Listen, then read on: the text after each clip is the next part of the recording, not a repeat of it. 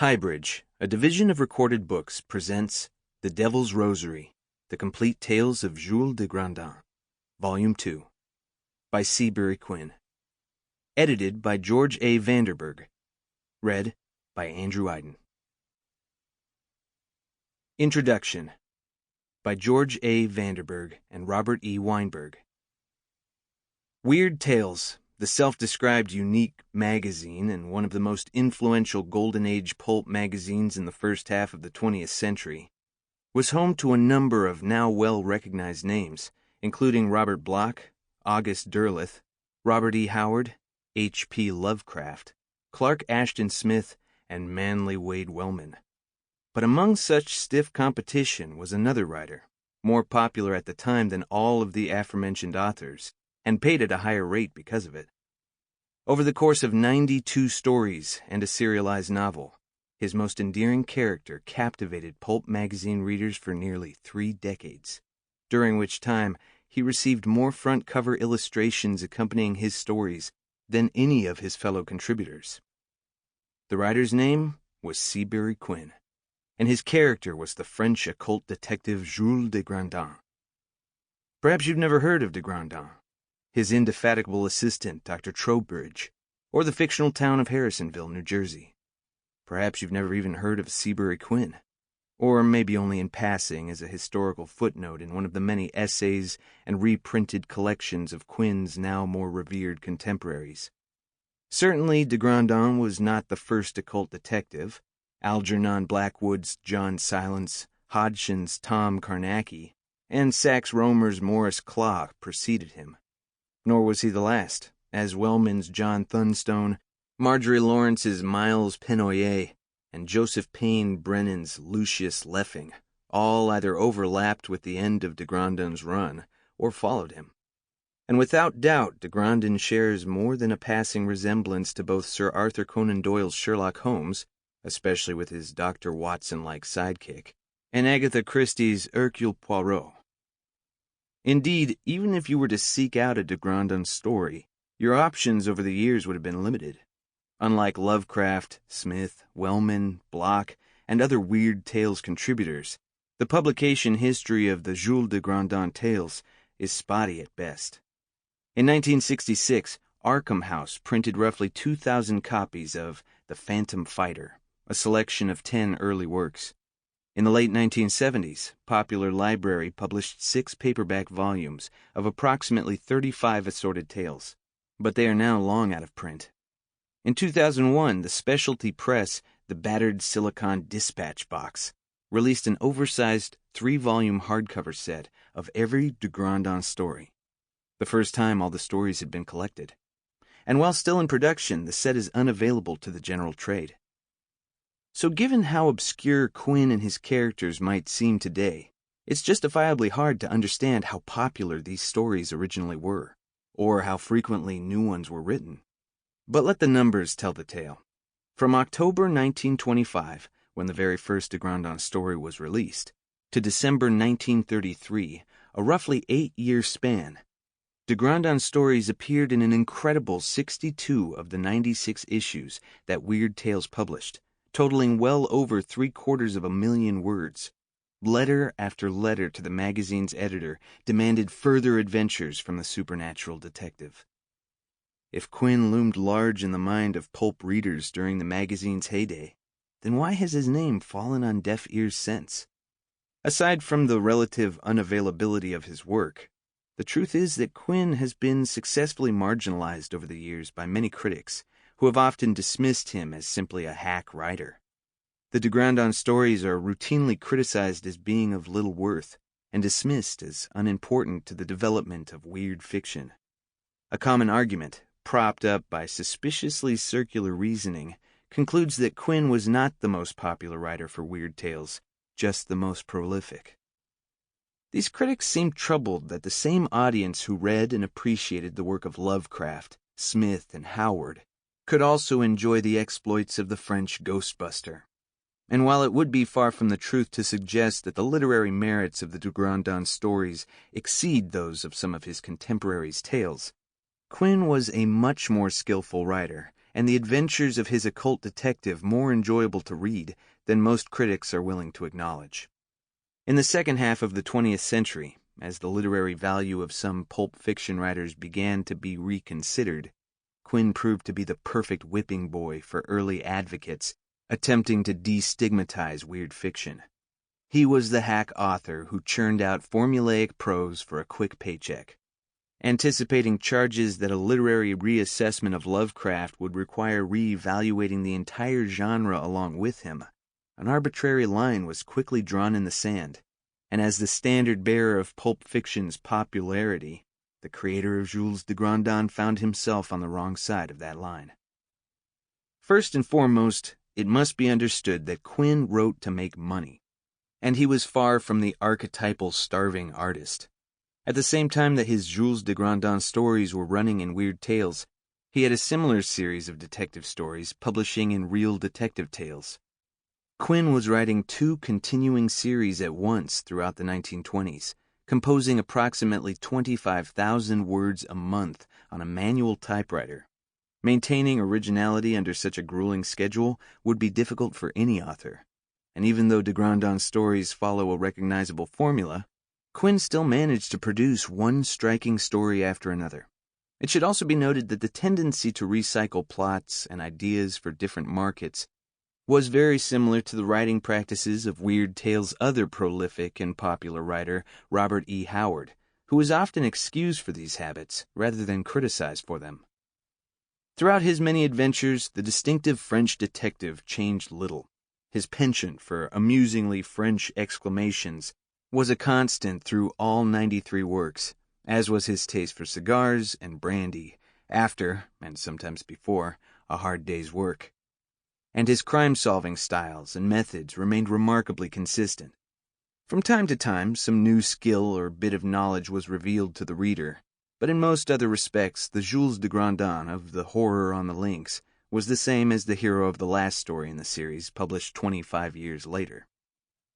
He was a perfect example of the rare French blonde type, rather under medium height, but with a military erectness of carriage that made him look several inches taller than he really was.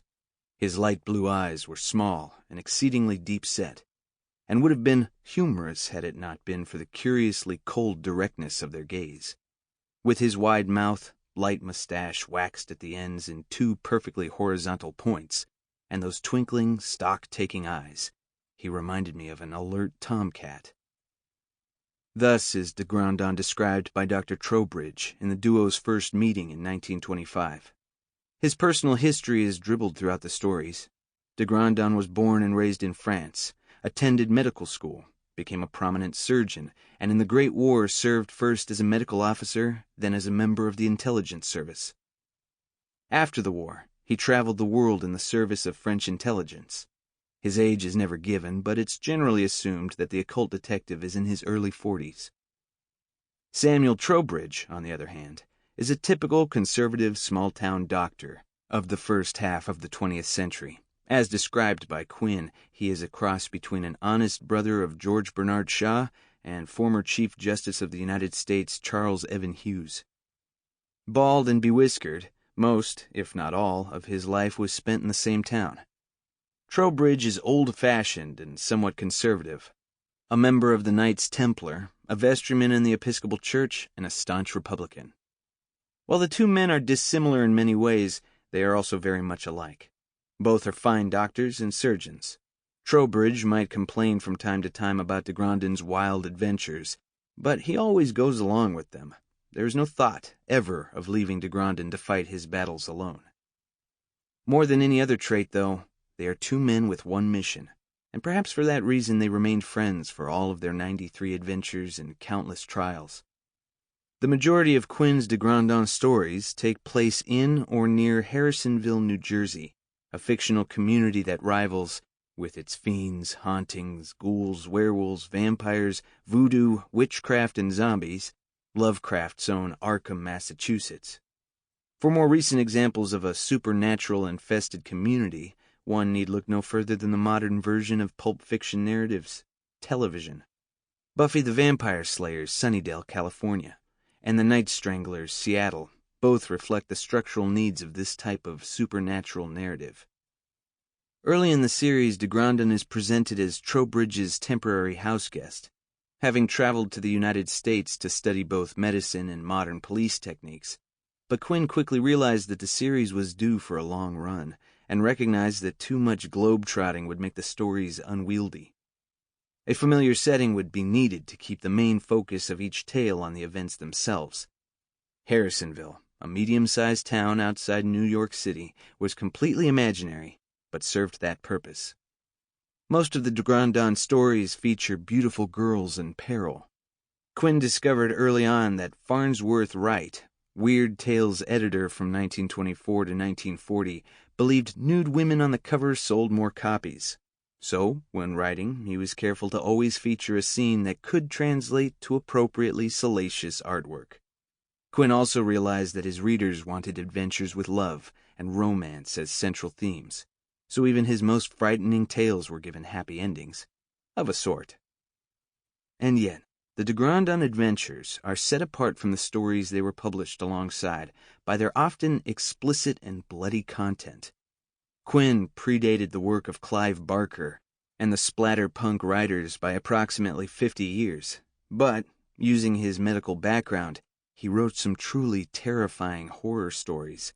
Tales like The House of Horror and The House Where Time Stood Still feature some of the most hideous descriptions of mutilated humans ever set down on paper. The victims of the Mad Doctor in The House of Horror, in particular, must rank near the top of the list of medical monstrosities in fiction. Another element that set Quinn's occult detective apart from others was his pioneering use of modern science in the fight against ancient superstitions. De Grandin fought vampires, werewolves, and even mummies in his many adventures, but oftentimes relied on the latest technology to save the day. The Frenchman put it best in a conversation with Dr. Trowbridge at the end of The Blood Flower.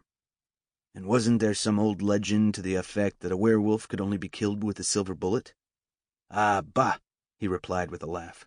"What did those old legend mongers know of the power of modern firearms? When I did shoot that wolfman, my friend, I had something more powerful than superstition in my hand, morbleu, but I did shoot a hole in him large enough for him to have walked through."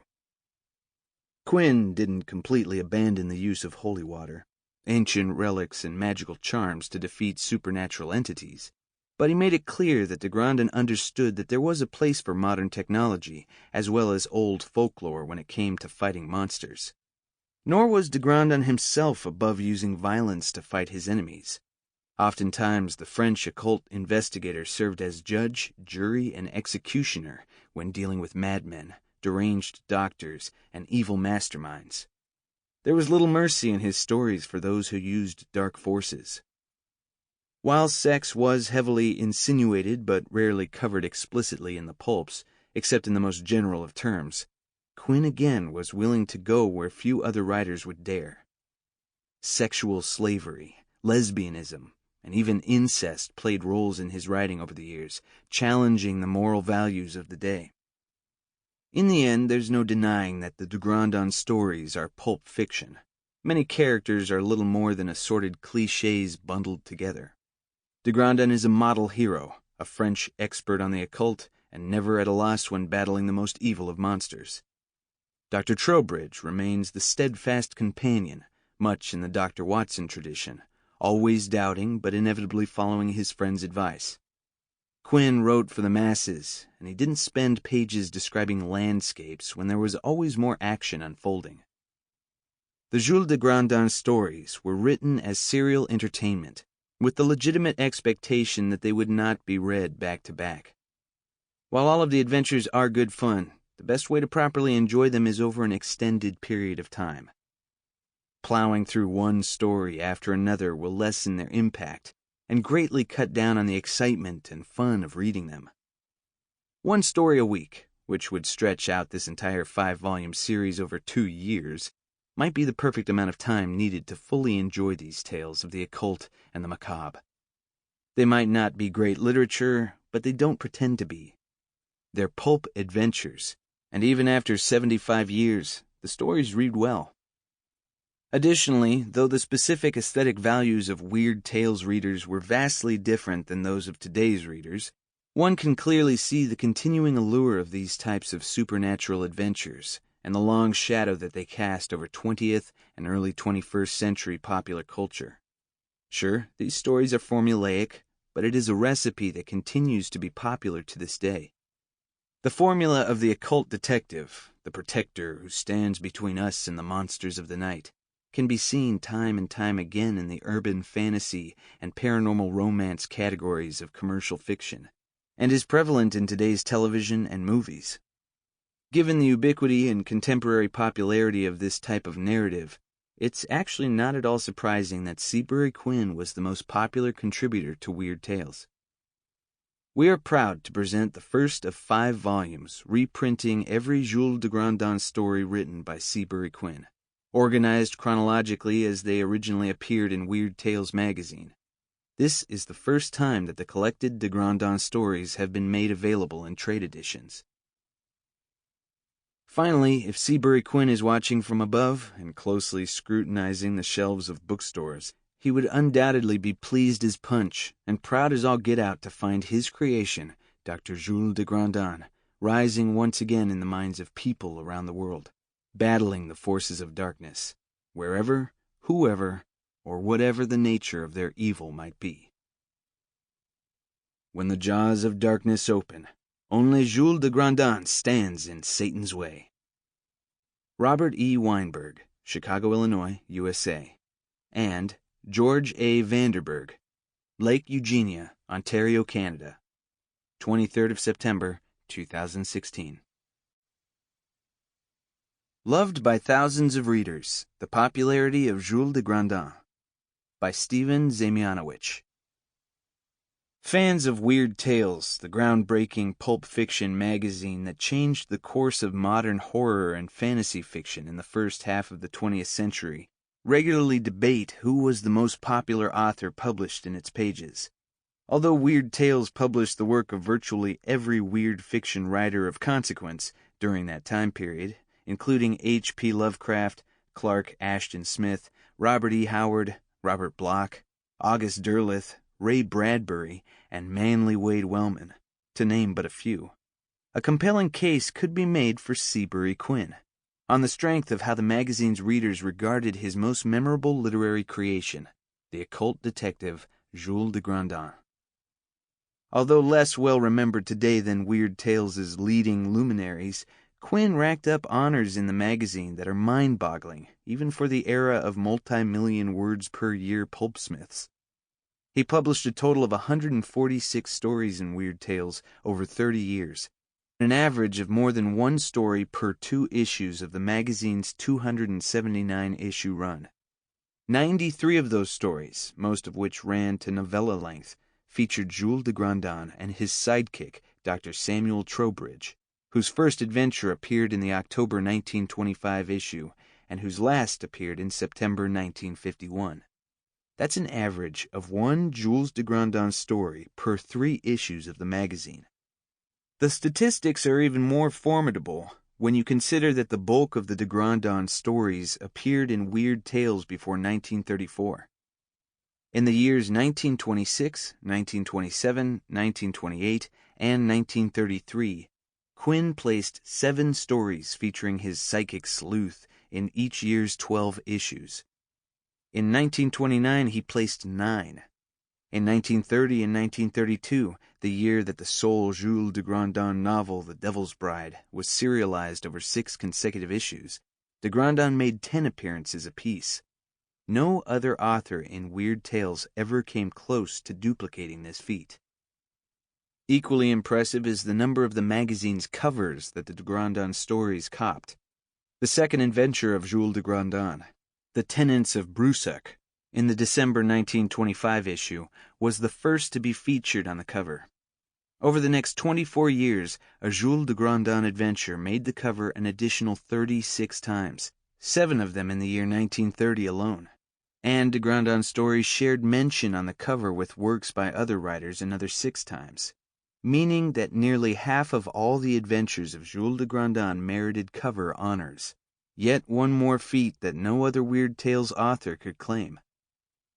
It's hard to know why any phenomenon catches fire as rapidly as Quinn's tales of Jules de Grandin did in Weird Tales, but the author's familiarity to the editor and the readers of the magazine up to that point may have played a role.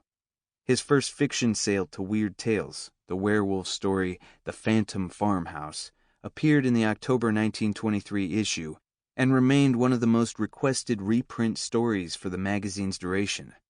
Quinn had also contributed a series of 13 weird crime articles under the series names Servants of Satan and Weird Mysteries, some of whose contents he would later mine for de Grandin adventures. Farnsworth Wright, the editor of Weird Tales when de Grandin made his debut, appears to have recognized early that Quinn had latched on to a memorable storytelling approach in his fusion of weird fiction and detective fiction. He appended a note to the end of The Terror on the Links, the first de Grandin story in the October 1925 Weird Tales, promising that further adventures of the little French scientist de Grandin will be narrated in The Tenants of Brusac, indicating that he had already bought a second story in the series before the magazine's readers had even read the first. He used his editorial paragraphs in the December 1925 issue of the Weird Tales letter column, The Airy, to promote the third de Grandin story effusively. Even Poe never wrote a more gripping tale of terror than Seabury Quinn has penned in The Isle of Missing Ships, which will be printed month after next. And at the end of the fifth de Grandin adventure, The Dead Hand, published in the May 1926 issue, the magazine posted an ad listing back issues featuring the 4 preceding de Grandin stories for sale. The readers responded in kind to Wright's enthusiasm. The greatest series of stories published in Weird Tales, I think, are the Jules de Grandin ones, wrote a reader in the July 1926 Airy. A letter writer in the February 1927 issue concurred. Jules de Grandin is one of our most interesting and entertaining characters. Sometimes the plots are a little far-fetched, but the story is always told in such style, with occasional humor and scientific theories mixed into the mystery, which carry the interest to the last word. Smart editor that he was, Wright used the Airy to stoke reader enthusiasm for the magazine and its contributors. In the September 1926 issue, after having asked readers to name their favorite stories published in the magazine to date, he revealed that Quinn led the pack, garnering 5 of the readers' top 30 picks. In the February 1927 issue, he showed how much he believed that readers valued Quinn's work by offering a signed typescript of the de Grandin tale The Man Who Cast No Shadow to the writer of the most helpful and constructive letter to the Airy, discussing the stories in this issue. Small wonder, then, that readers were so adulatory in their subsequent praise of Quinn and de Grandin. Seabury Quinn's stories are without a doubt above all others, and I wish to say that he has the immortal Poe shoved off the map, wrote a reader in April 1927. He was echoed by another letter writer the following month, who wrote that Jules de Grandin and Seabury Quinn should become synonymous with the immortal Poe.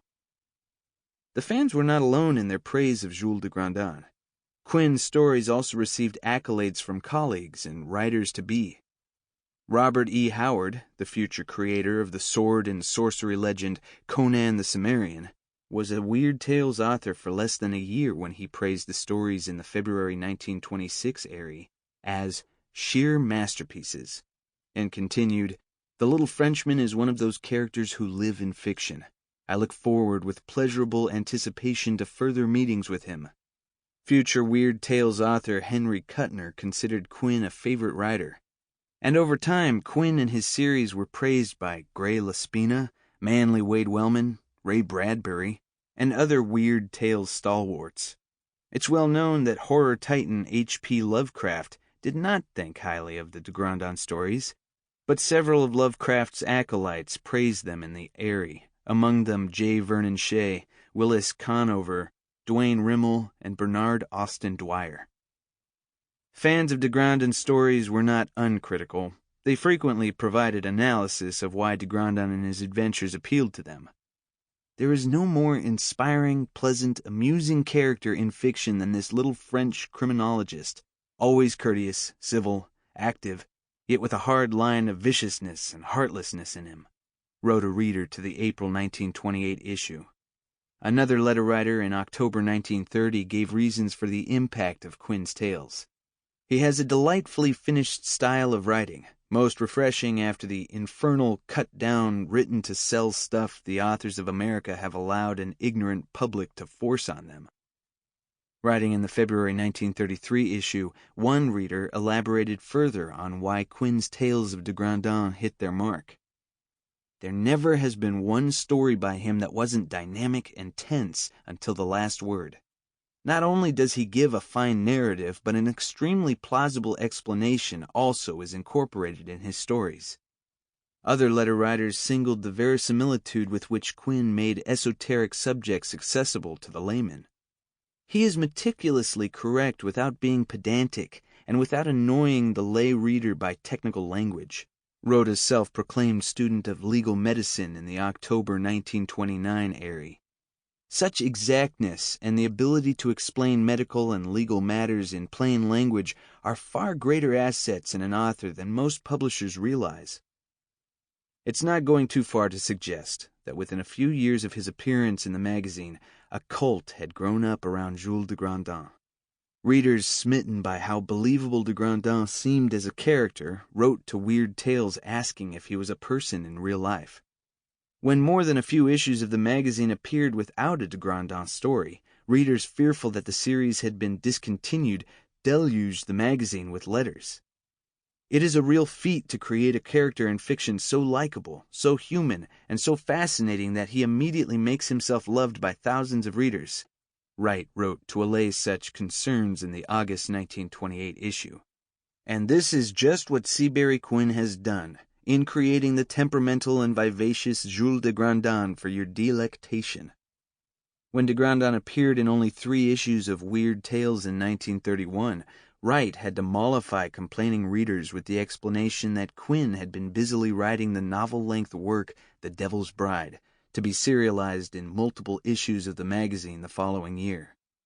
Fans even had the audacity to warn Quinn not to write anything but de Grandin stories.